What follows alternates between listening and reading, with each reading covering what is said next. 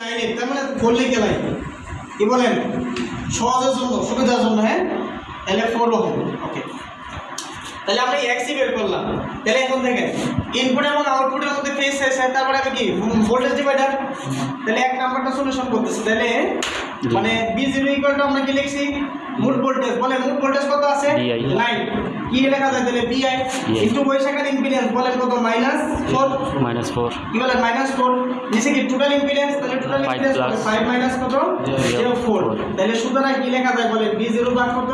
BI টাই আমি নিচে নিয়ে আসলাম তাহলে এটা করলে কত আসে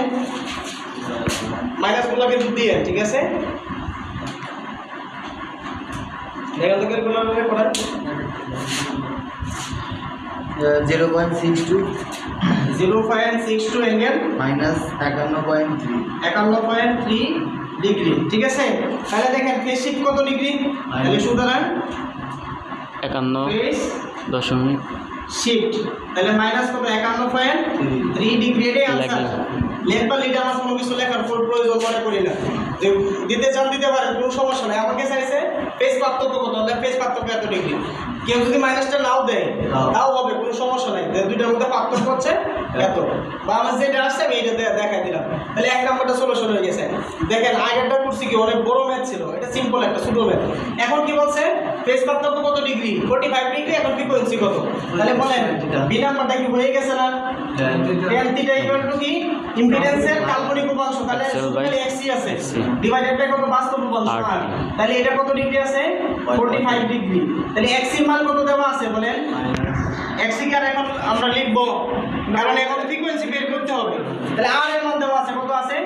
5 তাহলে এটা কি এক্সি তো আছে কি বলে তাহলে এখন আমরা কি লিখতে পারি এক্সি কত 5 তাহলে এক্সি আমরা কি জানি 1/2 এফসি ইকুয়াল টু কত 5 তাহলে আমাকে বের করতে হবে কি f তাহলে f যদি বের করতে চাই তাহলে সুতরাং f ইকুয়াল টু আমরা কত লিখতে পারি f টাই লিখতে পারি দিলাম তাহলে 5 এর ভিতরে চলে আসবে তাহলে 1/2 ইনটু f ইনটু c এর মান কত দেওয়া আছে বলেন 20 ইনটু 10 তাহলে কত আসবে 1.6 মেগাহার্টজ 1.59 সামথিং তাহলে আমি লিখতে পারি 1.6 মেগাহার্টজ কত আসছে সরি এটা 10 টু দি পাওয়ার -9 ওকে দুনিয়া নো ফেরা তাহলে এটা আসবে আপনি ক্যালকুলেশন করে যেটা আসবে বলেন এইটাই কিন্তু দুইটা মানে 20 21 আসছে ঠিক আছে 20 21 কিন্তু এই ব্যাটটা আসছে দেখি না বলেন আগের দিন তুলনায় এটা কি অনেক সহজ কিনা তাহলে আবার একটু খেয়াল করে প্রদত্ত সার্কিট হইতে নির্ণয় করো মানে যখন 2 মেগাহার্টজ তাহলে ইনপুট এবং আউটপুটের মধ্যে ফেজ পার্থক্যটা কত আছে সেটা তাহলে আমাকে বের করতে হবে অনলি ফর ভোল্টেজ ডিভাইডার প্রয়োগ করব ঠিক আছে তাহলে ভোল্টেজ ডিভাইডার তাহলে এক্স এর মান আমি বের করে নিলাম এক্স তে কনভার্ট করে নিলাম তাহলে কত আছে যে 4 সামথিং এদিক সেদিক হতে পারে ওকে তাহলে ইনপুট ভোল্টেজ মানে ভোল্টেজ ডিভাইডার তাহলে B0 = ইনপুট ভোল্টেজ ইনটু ওই শাখার ইম্পিডেন্স এটার মধ্যে আমাকে ক্যালকুলেট করতে হবে B0 টা কোথায় দিছে মানে কোনটা আলাদাতে দিছে এটা কিন্তু মাথায় রাখতে হবে ঠিক আছে তাহলে B0 মানে মোট ভোল্টেজ ইনটু ওই শাখার ইম্পিডেন্স কোনটা এটার ইম্পিডেন্স ইনটু নিচে কি টোটাল ইম্পিডেন্স ওকে তাহলে এখান থেকে B0 এর নিচে নিয়ে আসলাম ক্যালকুলেশন করলে এটা আসে তাহলে ইনপুট এবং আউটপুটের মধ্যে ফেজ শিফট কত ডিগ্রি এত ডিগ্রি আবার বলছে